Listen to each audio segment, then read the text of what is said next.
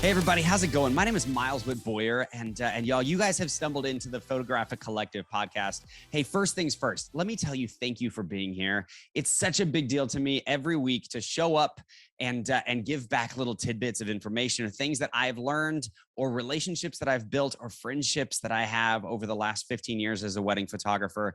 And so just the fact that you're here is a huge, huge step in the right direction to being a part of my community and my life and mine and yours. And so let me start by saying today, if you haven't already joined the Photographic Collective Facebook group, it's time to click over there and be a part of that. This is a 7-day-a-week community in which we're pouring into each other and just doing positive and intentional things for each other and our industry. So click over there right away. Hey guys, the purpose of this podcast is really 3 things. Y'all have heard me say this a million times now, but on this episode, it's no different. Number 1, I want to help you up-level your business. But more than that, I want to help you up-level your life, your client experience, your joy, how purposeful and intentional you are. Every bit of your creative life and creative endeavors, I want to encourage you to jump up to a new level. 2, I want to be there for your clients. I want to help you picture what they're going through and how to make their lives better, how to make their images better, how to make your brand a more effective storytelling brand. And then 3, I want to encourage you and engage with you in community in a positive way in which we can all come together and really do something powerful that our industry has not seen enough of. Y'all, today's episode is going to be a little different. If you've been listening lately, you know I've had a laundry list of incredible guests on. And y'all, we have a few coming up over the next few weeks that are really special. But I wanted to jump in for just a few minutes and really engage with you guys on a direct, actionable podcast episode. Just 4 things today, 4 things that you can do right now that will help scale the value of your business, not for you, but for your clients. 4 ways in which you can actionably, actively, intentionally change and evolve the value that you are bringing to your industry, to your clients, and then when you come home to your families. And that has to be the priority, right? So let me give you a little bit of backstory on this. As I sat today to make some notes on these things, I was coming at it from a different perspective. Instead of like 4 tips and tricks or 4 moves or 4 strategies, I wanted it to be very overarching, 4 concepts today, 4 ideas that if you will just let permeate into your business and into your mindset, you will see such beautiful things come from it. The growth will be immediate and also prolonged. So let's dig right into those things, okay? So first, number 1 today, take inventory of your relationships. Be an auditor of your relationships. Sit back and analyze the company that you keep. You remember hearing that when you were a kid? Did your parents ever say that to you? I can remember my family saying that, my parents saying that. You are the company that you keep. Often, guys, I think that we feel as though we can bring up the people around us, and that's a really noble move, but it's much easier to pull somebody down than it is to pull somebody up. And so making sure that you're surrounded by positivity and creativity and encouragement, and that you're very cautious and careful about the people in your life that need to be pulled up, that's important. Take inventory of your relationships. A network that is not growing is shrinking. In today's economy, in today's market, as globalized as we are, as reliant as we are on each other, if your network is not expanding, it is contracting. The rest of the industry around you is evolving right now. The rest of the market is evolving. Your vendor friends are evolving. Relationships are growing. If you're not growing, you're shrinking. There's no such thing as a plateau in the photography industry these days. I wish that that were still the case, but the fact is that it's over. You're either on the come up or you're on the way down. It's really important that you analyze which one you are right now. And the next step, the next logical step, when I use the word network, everybody goes to social media. You guys should have an entire Rolodex, an entire community of people in whom you pour into and whom you soak up from that have nothing to do with the masses. It's so important for you to understand that real community, real family happens face to face. However, social media has to be one of the most important and most beautiful inventions of the last century. And yet most of us are using it really wrong. Most of us are throwing this wide net. We're living an inch deep and a mile wide on social media, hoping that if we just post beautiful enough content, if we engage far enough into the depths of the bowels of the internet, if our memes are funny enough, that they will just come.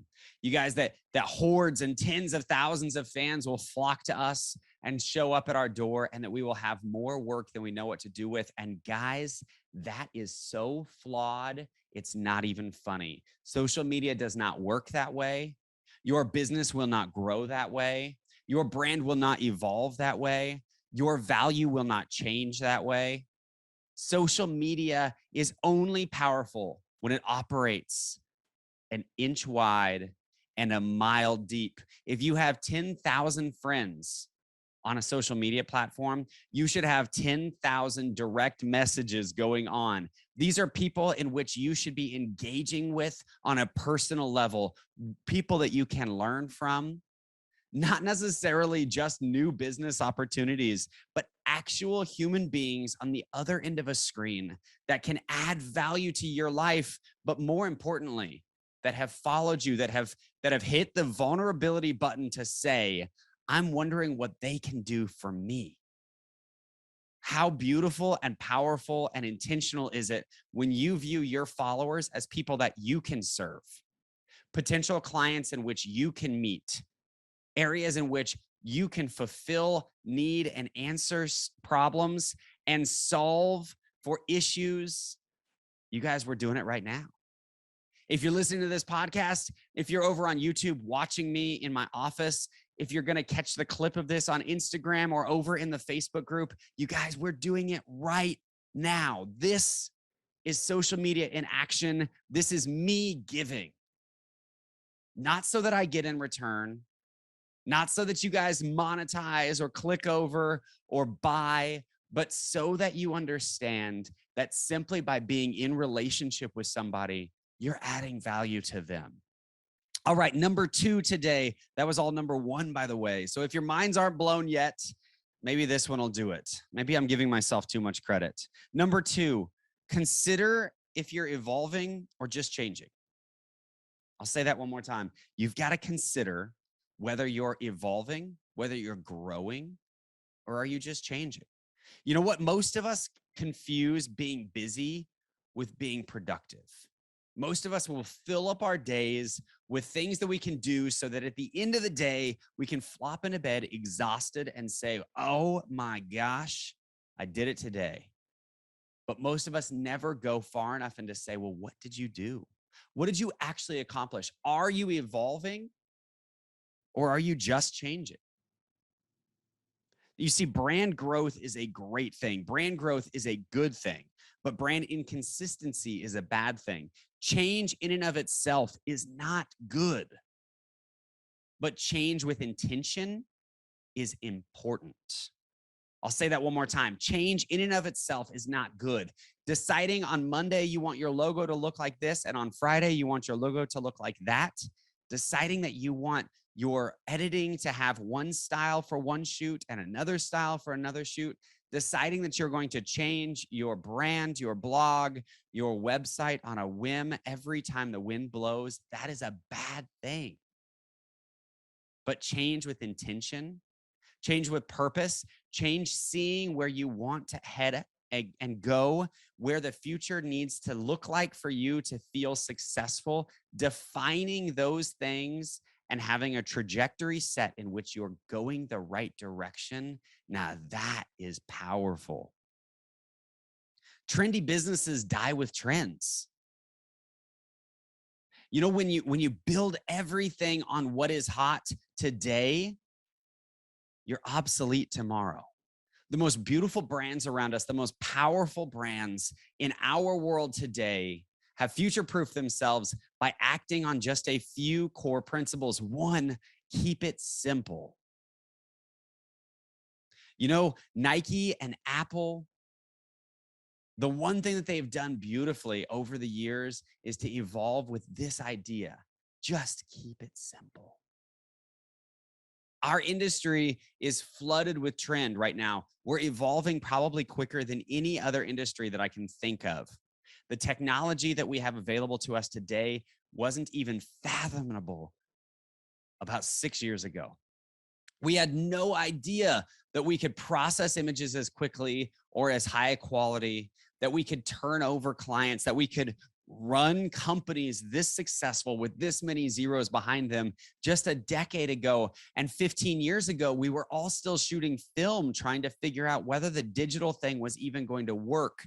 And yet, the companies that kept it simple are still thriving today.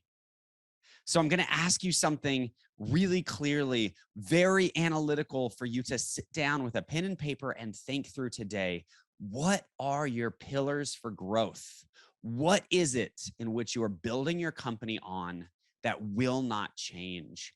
Where's your foundation? That actually brings us to number 3. You've got to build better business foundations. You know, I'm reminded of the story in the Bible, right? You guys that have heard this story before are going to know exactly where I'm going, but about the house that was built on stone and that withstood the weather, the storm, and the house that was built on sand and that collapsed when the rain came. And you guys, I'm not going to get overly theological here. We're not going to get super doctrinal, but I'm going to tell you that just overarching idea, the 3 little pigs concept, right? What are you building your house out of? It takes more time to build a house out of brick. It takes more energy to build a house out of brick. It takes more muscle to build a house out of brick. And you guys, it takes more brains to build a house out of brick. A lean-to is an easy thing to pop up. And yet, as business changes, as the weather evolves around us, as the winds come, and they will, I promise you, that lean-to is toast. So what are your business principles? What are your foundations? What are your pillars? Is it art? Is it service? Is it experience? Does it go deeper than that? Do you have a character element that is the pillar of your business? Is it relational? Is it religious? Is it cultural? Who is it that you're serving, and why are you trying to reach these people so intentionally? So I guess I should ask it deeper than, what are your core beliefs? Have you ever thought that through from a business plan perspective? Before you think through how you're going to get your next 6 figures, have you thought about how you spent your last dollar?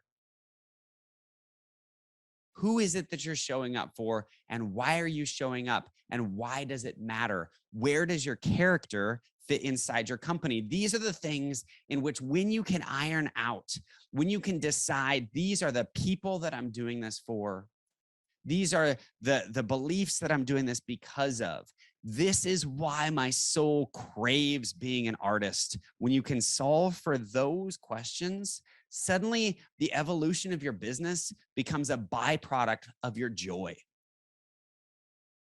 Imagine how happy you would be if you were just living in intention every day and the checks just kept coming. That's possible, you guys. It is not only possible, I've seen it happen in so many photographers' lives and so many artists' lives. And what they had to do first was iron out the why. What is the foundation for growth? You know, in our mentor program, we mentioned in one of the early onboarding questions, we mentioned this question that always challenges people. And I say it exactly like this. If you could have everything that you dream out of your business in the next year, what would you be willing to give up?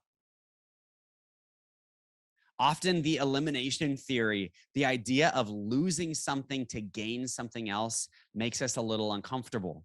But we have to think through those things.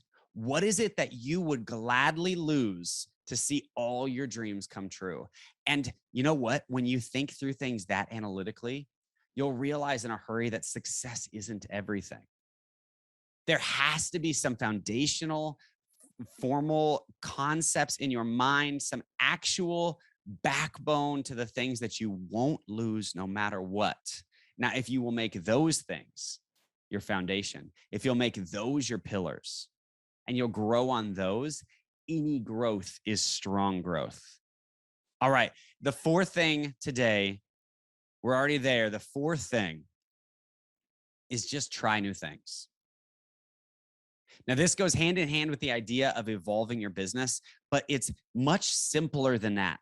If you stop trying new things, if you niche yourself down so much, especially as an artist or in an artistic field in which you stop trying new practices, you stop taking risks, what you end up doing is building this entire mindset that safety is where creativity comes from. And that's a lie. You guys, creativity is in the courage. It's in the risk. Your creativity will thrive when you try new things. It is the safe artists that are hemorrhaging their brands, trying to beg people to appreciate something that has already happened. It's the courageous artists, the courageous people, the courageous brands that are going after something new to say that they tried it. So I want you to try things. Try shooting in midday sun. Just to say you did it, just to get good at it. Go out and book some shoots at noon. Bring an assistant with you that understands lighting and ask them to teach you. Imagine how powerful it would be if, even though you were the boss, you were learning on the job. Bring somebody in that can train you and then pay them great for it. On the other hand, offer to shadow another photographer for free, just to show up and watch how they do it, but then add value to their lives. Don't just carry their water bottle, pour into them, serve them, and soak up. As a byproduct, as a return of that experience. Rent a brand new camera, something you never thought you'd buy or use or shoot. Just rent it because you wanted to try it. And you know what? Don't do this live.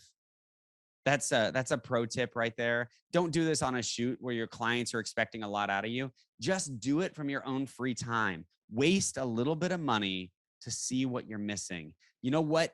If you can figure out the answer to the age-old question of we don't know what we don't know, then you've hacked the system. But maybe more importantly than that, if you can make sure that you know what you know, you've built yourself this beautiful trajectory for success. We have to know what we know.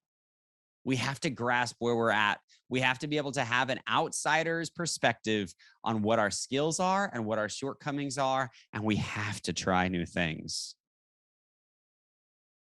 This one's going to burn, but try editing a whole shoot without presets. Let that sink in.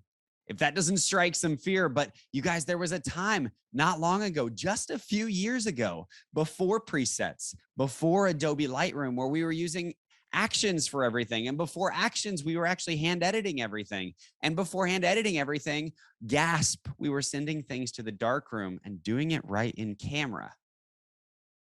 We have to be able to understand that the decisions that we're making, the creative decisions we're making, are being made with intention, whether they're our decisions or not. If we're using someone else's presets, and don't get me wrong, that's not a bad thing. But if we're using someone else's presets, we're allowing whoever that person was, whoever that designer was, to create a foundational process for our business, the way that our color is going to look. We're allowing outside influence to affect our company at its core level. And if that's done with purpose and intention, then fantastic. But if it's just done because your favorite photographer sells or uses those same presets, that's not good enough anymore. So you guys, that's 4 things. That's 4 ideas. I'm going to go over them again really quickly, okay? You've got to take inventory of your relationships. You've got to consider if you're evolving or just changing. You've got to build better business foundations. And then you've got to try new things. Those 4 things will revolutionize the way that your company is being run right now, but it's going to future-proof it. It's going to take you into the future with clear eyes and a full heart. It's going to build relationships of people around you that accept you and appreciate you and can't wait to see what you do with your life. It's going to have you come home at the end of long days surrounded by people who love you for the depth of who you are and not just for the services that you provide. These are 4 quick things that you can implement, but you have to do them with purpose. You guys, again, my name is Miles Whitt-Boyer. I would love to see you over on our Facebook group. Quick plug, y'all, we're doing some really exciting things here at the end of the year. I mentioned earlier something about our mentor program, and it's taken me years, you guys, years to have my head wrapped around what this actually looks like. But 2022 is the year. We're launching small group trainings with one-on-one individual time with me throughout the year. It's going to be a really, really special program, and it's going to be available first for members of the Photographic Collective Facebook group, where we are pouring in on a daily basis, dropping business tips, coming together as a community, sharing wins, and encouraging ourselves and each other through struggles. You guys are going to see so many familiar faces over there from, an old guest of this podcast and a good friend of mine, Phil Porto, who is consistently showing up over there and adding value to people's lives. Even though so many of us know about the struggles that he's going through right now, Phil's always in there. You guys, David Kovacs is always showing up and adding value, even though right now his little girl is in the hospital with pneumonia, and our prayers and thoughts go out to little Esme and to David and Angela.